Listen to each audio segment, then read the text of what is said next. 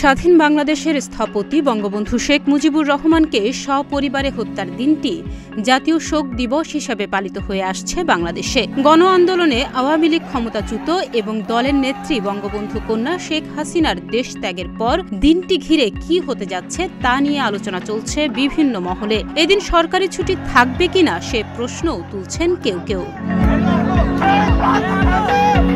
আওয়ামী লীগ দিনটি কিভাবে পালন করবে সে বিষয়ে এরই মধ্যে ভারত থেকে ফোনে নেতাকর্মীদের নির্দেশনা দিয়েছেন দলের সভাপতি শেখ হাসিনা।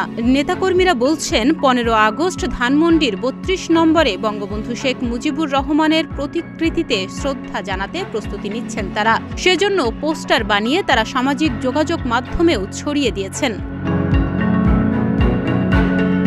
ঢাকার বাইরেও দিনটি যথাযথ মর্যাদায় পালনের পরিকল্পনা করছে দলটি। এর মধ্যে টুঙ্গিপাড়া আওয়ামী লীগের 15 আগস্ট সকালে জাতীয় পতাকা উত্তোলন, কালো ব্যাজ ধারণ, বঙ্গবন্ধুর সমাধিতে শ্রদ্ধা নিবেদন, দোয়া ও মোনাজাত, আলোচনা সভা এবং দরিদ্রদের মাঝে খাবার বিতরণের কর্মসূচি রয়েছে।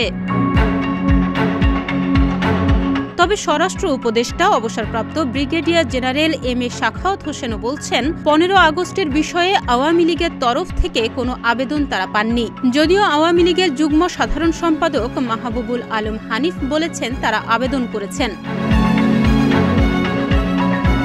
জাতীয় শোক দিবসে ছুটি বাতিল করা হবে কিনা সোমবার এমন প্রশ্নে স্বরাষ্ট্র উপদেষ্টা বলেন এ বিষয়ে সিদ্ধান্ত নেবে উপদেষ্টা পরিষদ। মঙ্গলবার দুপুরেও তিনি বলেন এ বিষয়ে এখনও সিদ্ধান্ত গ্রহণ হয়নি। সাংবাদিকদের এক প্রশ্নের জবাবে তিনি বলেন দিনটি ঘিরে তারা নিরাপত্তা ব্যবস্থা জোরদারের নির্দেশনা দিয়েছেন।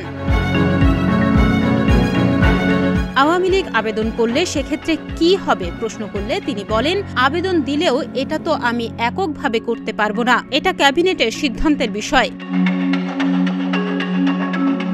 1975 সালের 15 আগস্ট সেনাবাহিনীর একদল কর্মকর্তা ও সৈনিকের হাতে সপরিবারে জীবন দিতে হয় তৎকালীন রাষ্ট্রপতি বঙ্গবন্ধু শেখ মুজিবুর রহমানকে।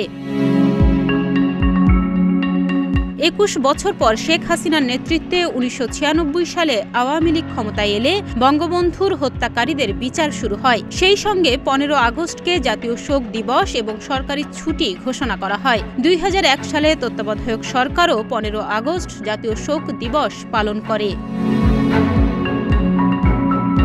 ডেস্ক রিপোর্ট, প্রতিদিনের বাংলাদেশ।